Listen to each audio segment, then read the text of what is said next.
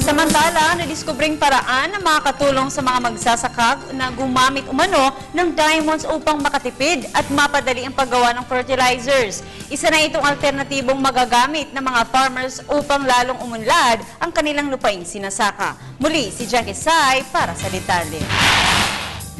Diamonds are women's best friend. Isang kasabihan dahil sa pagkahilig ng mga babae sa mga alahas.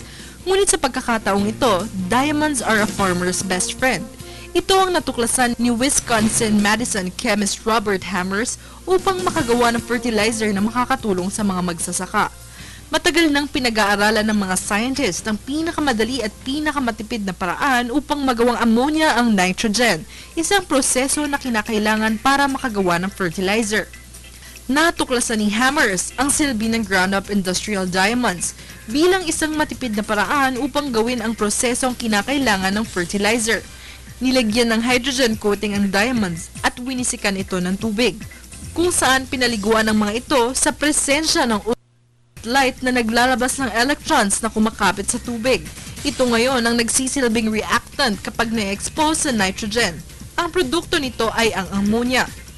Hindi na kinakailangan pang gumamit ng matitinding pressure at pabago-bagong temperatura upang makapag-produce ng ammonia. Inaasahan naman na ang nadiskubring ito ay makakatulong sa mga magsasaka sa pagkakaroon ng ibang alternatibo habang nakakatipid pa sa paggawa ng fertilizer. Para sa Telebisyon ng Bayan, Jackie Sai.